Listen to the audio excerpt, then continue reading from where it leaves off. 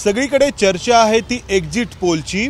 अर्थात या एक्झिट पोलबद्दल सगळे लोक स्वतःची मतं व्यक्त करतायत। मात्र ज्यांनी ही निवडणूक जवळून पाहिली आहे, स्वतः कव्हर केली आहे, अशा पुण्यातील पत्रकारांचे, ज्येष्ठ पत्रकारांचे एक्झिट पोल आपण पाहणार आहोत। त्यासाठी आपल्यासोबत ज्ञानेश्वर बिजले आहेत पुढारीचे, योगेश जोशी आहेत हिंदुस्तान टाइम्सचे आणि सुजित तांबडे आहेत लोकसत्ताचे।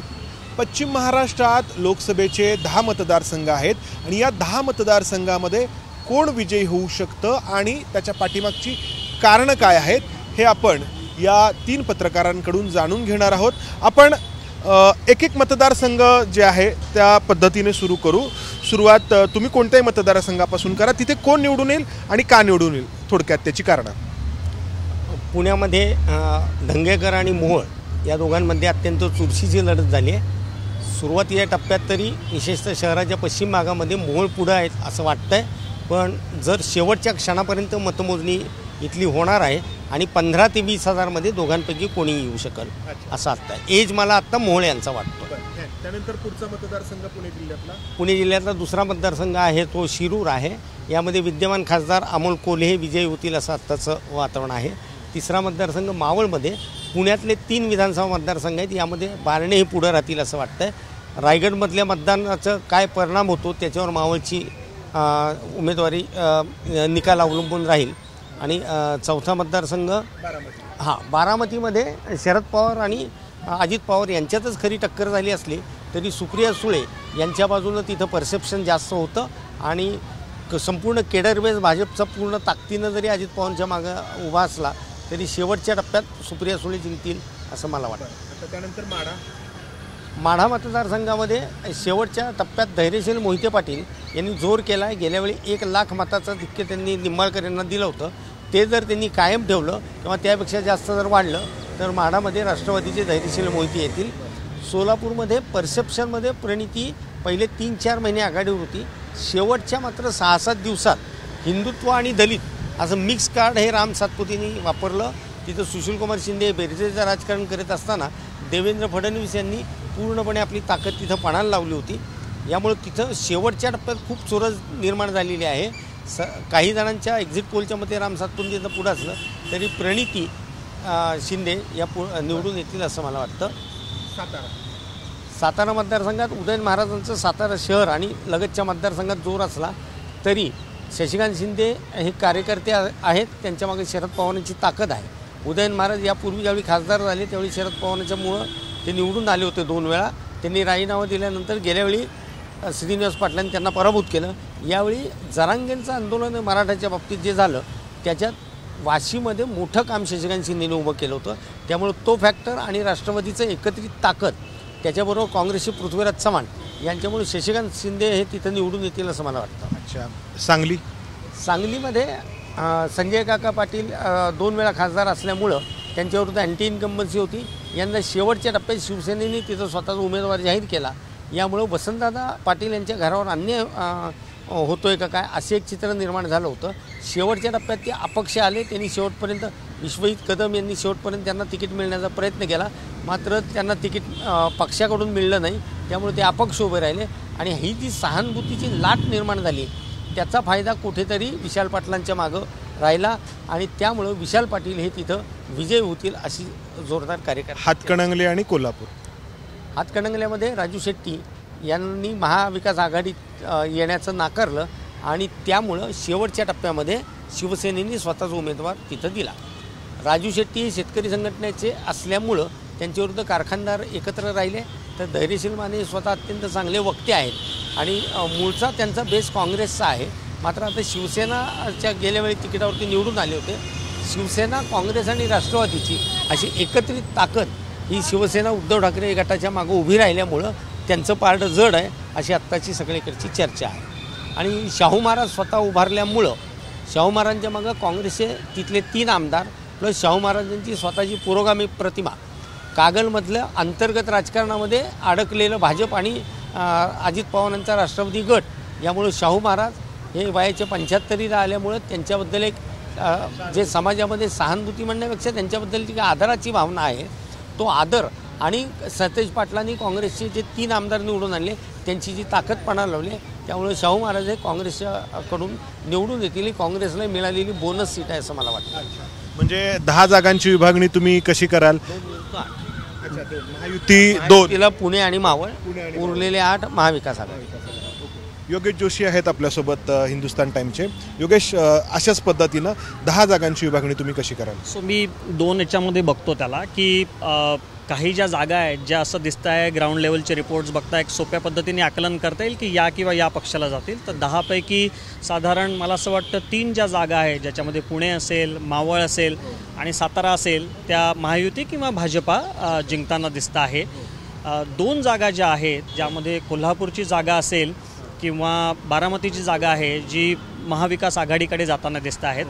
उरले ज्या 5 जागा आहेत मग ज्याच्यामध्ये सोलापूर जिल्ह्यातल्या सोलापूर आणि माढा असतील, हातकणंगले असेल किंवा शिरूर असेल तर इथे अतितटीची लढत निश्चित होणार आहे. आता सोलापूरमध्ये आपण बघितलं तर 14 असेल किंवा 19 असेल, तिसरा उमेदवार नेहमीच निवडणुकीच्या रिंगणात राहायचा आणि त्यानंतर त्याचा फायदा भाजपला व्हायचा. यावेळेस तो नसल्यामुळे भाजपला किती फायदा होतो? सुरुवातीच्या टप्प्यामध्ये असं वाटलं होतं की तिथे प्रणिती शिंदेंनी खूपच आघाडी घेतलेली आहे, प्रचारामध्ये एक नॅरेटिव्ह सेट करण्याचा प्रयत्न केला. पण अर्थात जशी जशी निवडणूक पुढे गेली, राम सातपुतेंनी दलित कार्ड चालवलं, मी कसा शुगर केन कटर यांचा मुलगा आहे आणि शून्यातनं वर आलो हे चालवण्याचा प्रयत्न केला. त्याचा त्यांना किती फायदा होतो हे बघायला लागेल. हातकणंगलेमध्ये तिरंगी लढत आहे. तिथे स्वाभिमानी शेतकरी पक्षाचे राजू शेट्टी आहेत, धैर्यशील माने जे विद्यमान खासदार आहेत आणि उद्धव ठाकरे यांच्या शिवसेनेचे श्री सत्यजित पाटील आहेत. तिथे मला असं वाटतं तिरंगी लढतीमध्ये यावेळेस तो कोणाला नेमका फायदा होतो? गेल्यावेळी राजू शेट्टींना नुकसान झालं होतं, त्याचा फायदा शिवसेनेला झाला होता. यावेळेस कारखानदार आणि शेतकरी हे नेमके कोणाच्या बाजूने जातात हे बघायला लागेल. माढामध्ये खरंच भाजपला ती निवडणूक तितकीशी सोपी राहिलेली नव्हती. मोहिते पाटील आणि इतर भाजपचे काही लोक एकत्र आले, परंतु नंतर मग देवेंद्र फडणवीसांनी खूप प्रयत्न केले, भाजपच्या इतर सहकाऱ्यांनी खूप प्रयत्न केले, नरेंद्र मोदींनी सभासुद्धा घेतली आणि त्याचा फायदा नेमका तिथे कोणाला होतो? म्हणजे मोहिते पाटलांविरुद्धचे जे सगळे सरदार आहेत स्थानिक ते एकत्र आल्यामुळे नेमकं त्यांचं किती मतदान भाजपच्या बाजूने होतं हेही बघायला लागेल. शिरूरमध्ये बघायचं झालं तर मी आधी म्हणालो होतो की सुरुवातीला असं वाटलं की अजित पवार यांच्या राष्ट्रवादीचे आढळराव पाटील यांना ती निवडणूक सोपी जाईल. पण ज्या पद्धतीने अमोल कोल्हे यांनी प्रचार यंत्रणा राबवली, एक नरेटिव्ह शेप केला आढळरावांच्या विरोधात आणि त्यानंतर त्यांचं वक्तृत्व, त्यांनी केलेली शिवाजी आणि संभाजी महाराजांची भूमिका ही लोकांमध्ये रेझोनेट होत होती. अर्थात त्यांचं काम 5 वर्षातलं असं त्यांना दाखवता येण्यासारखं काही नाही आहे. त्यामुळे स्थानिक स्तरावर लोक कुठल्या बाजूने मतदार करतात तर ती एक अतितटीची असू शकते. सो साधारण 10 पैकी 5 जागा मला असं वाटतं की 5 जागांमध्ये 3 भाजपा प्रणित महायुतीला आणि 2 महाविकास आघाडी. उरलेल्या ज्या 5 जागा आहेत ते तितकंसं सोपं नाही आहे. सुजित, तुझं जे काही अंदाज आहे तो या 10 जागांवरचा आणि काय कारण आहेत? एकंदरीत आपण जर 10 जागांचा विचार केला तर पहिलं पुणे जिल्ह्याचा विचार करू तर महायुतीला ज्या 2 जागा त्या पश्चिम महाराष्ट्रातून येणार आहेत त्यातल्या 2 या असणार आहेत पुणे जिल्ह्यातून.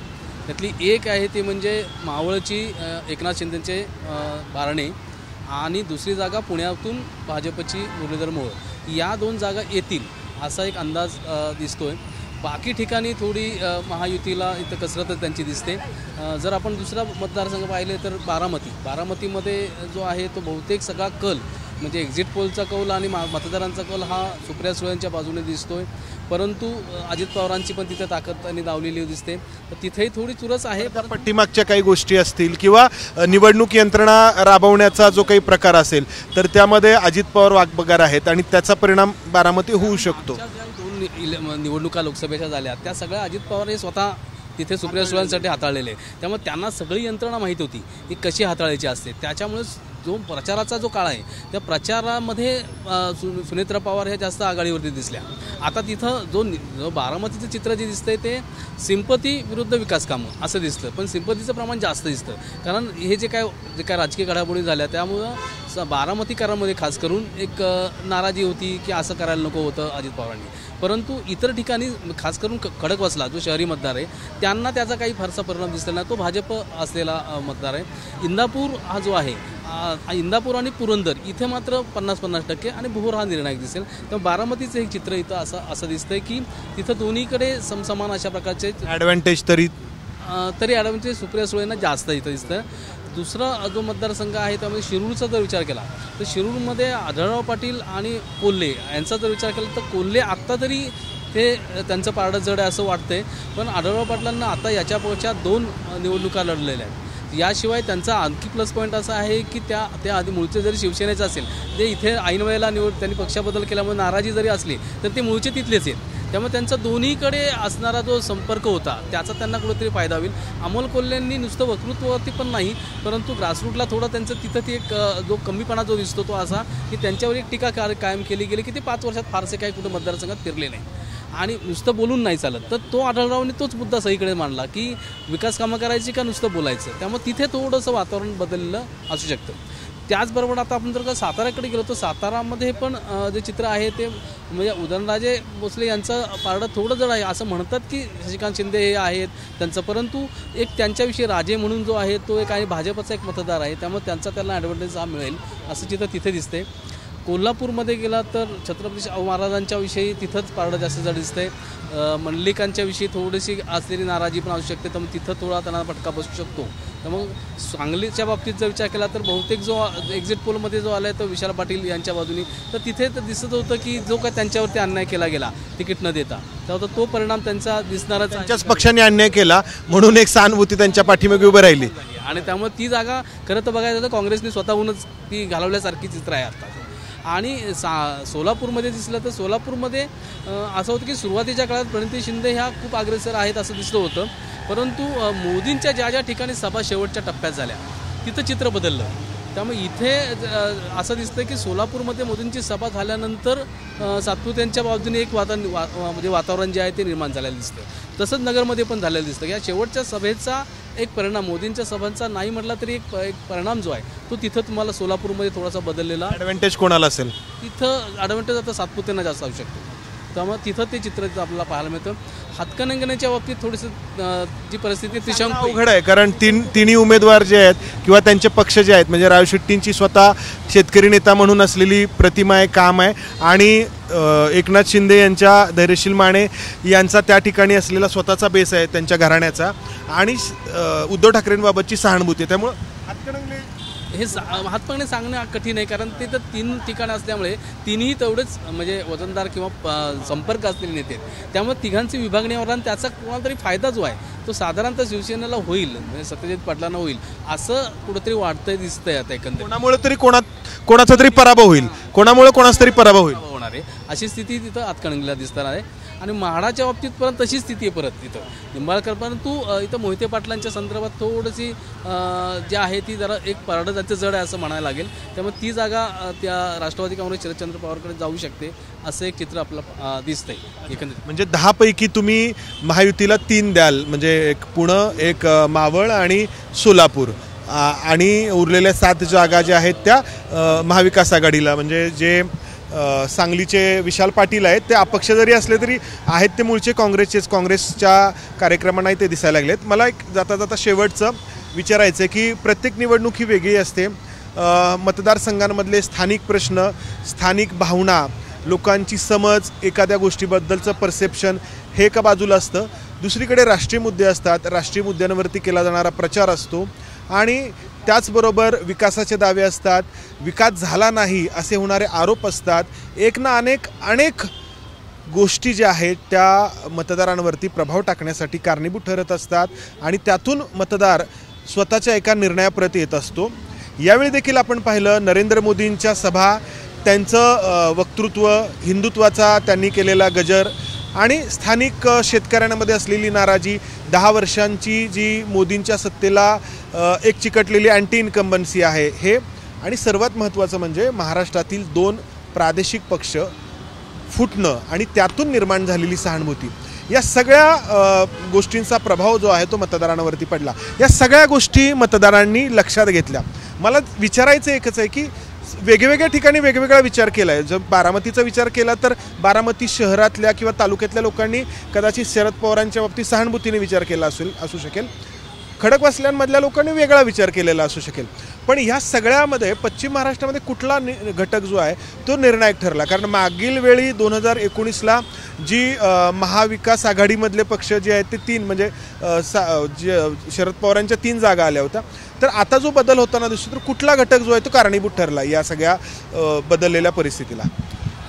एकंदरीत हे जे राजकीय घडामोडी झाले, पक्ष फोडाफोडी, हे सामान्य जो माणूस आहे, कॉमन माणूस आहे, त्याला हे पटलेलं नाही. ते त्यांचं राजकीय परिस्थितीनुसार ते बदल केले गेलेत. तर कॉमन मॅनचा हाच विचार करायला पाहिजे होता की त्यांना दुसरं बाकीचं काय म्हणतं की शिवसेनेच्या बाबतीत असं नको व्हायला पाहिजे होतं, राष्ट्रवादी काँग्रेसमध्ये असं व्हायला नको व्हायचं. त्यामुळे हे जे फोडाफोडीचं राजकारण जे झालं त्याचा परिणाम जो आहे, तो कॉमन मॅन जो आहे त्याच्या ते नाराजीत गेले. त्यामुळे तिथं त्याचा परिणाम हा महायुतीला होताना दिसतो. मग तिथं काय भाजपच्या विषयी राग असा आहे असं नाही, पण असं नको करायला पाहिजे होतं. ही एक सामान्य माणूस जो मतदार आहे त्याची जी भावना होती. काय वाटतं योगेश, म्हणजे की हे फाटाफुटीचं राजकारण की आणखी कुठले घटक आहेत? मला असं वाटतं म्हणजे पुण्यात आणि विशेषतः जिथे बारामती आहे ते इथे फक्त पक्षच फुटला नाही, तर एक परसेप्शन असं झालं की एक घर फोडलं आणि त्याचा ब्लेम थोडासा भाजपकडे गेला. पण शहरी मतदार जो आहे तो थोडासा प्रॅक्टिकल विचार करतो. तर त्या मगाशी सुजित जसे म्हणालेत की खडकवासल्यामध्ये त्याचा तितकासा इम्पॅक्ट दिसत नाही कारण तो शहरी भाग आहे, पण ग्रामीण भागामध्ये त्याचा इम्पॅक्ट दिसतो. लोक थोडेसे इमोशनल असतात आणि त्याप्रमाणे ते भाजपच्या विरोधात किंवा अजित पवारांच्या पक्षाचा उमेदवार होता त्याच्या विरोधात आणि शरद पवारांच्या पक्षाच्या फेवरमध्ये विचार करतो. ते म्हणजे गमतीचा भाग असा की आपण ऑन पेपर जर कॅल्क्युलेशन केलं तर तिथे सुप्रिया सुळेंच्या फेवरमध्ये काहीच नाही आहे. म्हणजे आरामात एक 7-8 लाख मतं अजित पवारांच्या सुनेत्रा पवार यांना मिळू शकतील, पण तसं ग्राउंडवर झालेलं दिसत नाही आहे. ग्राउंडवर सिंपती होती, वेगवेगळे फॅक्टर्स होते जे शरद पवारांच्या उमेदवाराला सुप्रिया सुळेंना मतदारांना दिसतात. काय वाटतं कुठला घटक कारणीभूत ठरला? हे जे काही बदललेलं चित्र आपण पाहणार आहोत 4 तारखेला. 2 राजकीय पक्ष फुटले असले तरी पश्चिम महाराष्ट्र हा मूळचा सहकार क्षेत्राचा आणि काँग्रेस आणि राष्ट्रवादीचा बेस असलेला भाग आहे. गेल्या 2 निवडणुकामध्ये मोदी लाटेमध्ये या भागातले काही लोक फोडून भाजपनी स्वतःकडे घेतली, शिवसेनेकडे आली. पण या निवडणुकीत ठाकरेंचा जो गट आहे तो पूर्णपणे परत राष्ट्रवादी आणि शरद पवार आणि काँग्रेसच्या मागे गेला आणि ती जी घराणी एक झाली किंवा जी कारखानदारी एक झाली त्याचा इनडायरेक्ट स्थानिक प्रश्नावर प्रभाव हा महाविकास आघाडीच्या बाजूने गेला. त्यामुळं महाविकास आघाडी ही विजयाच्या दिशेने आगेकूच करते असं मला वाटतं. तर ही अनेक वेगवेगळी कारणं आपण पाहिली, परंतु या निवडणुकीला पश्चिम महाराष्ट्रात तरी एका डेली सोप अपेराचं किंवा फॅमिली ड्रामाचं स्वरूप आलं. कारण लोक भावनिक होत गेले आणि नकळतपणे स्वतःला या निवडणुकीशी कनेक्ट करत गेले. आपण त्यांचाच एक भाग आहोत असं. जसं की आपण एखादा सिनेमा पाहताना, खास करून माहेरच्या साडीसारखा कौटुंबिक सिनेमा पाहताना लोक भावनिक होताना पाहिलं, किंवा अशाच टी व्हीवरच्या सिरियल पाहताना आपण ज्या काही आहेत लोक ती भावनिक होतात आणि मी या बाजूचा आणि किंवा मी त्याच्या विरोधातला अशी विभागणी स्वतःची नकळतपणे करतात. तशी यावेळी झाली. मुद्दे तर अनेक होते मतदारांवरती प्रभाव टाकणारे, परंतु पक्षांमध्ये हे जे काही फाटाफुटीचं राजकारण झालं तो मुद्दा या निवडणुकीमध्ये पश्चिम महाराष्ट्रात तरी निर्णायक ठरताना दिसला. अर्थात किती निर्णायक ठरला हे 4 तारखेला समजेल. या सर्व पत्रकारांसह मी रजा घेतो. धन्यवाद. एबीपी माझा, उघडा डोळे बघा नीट.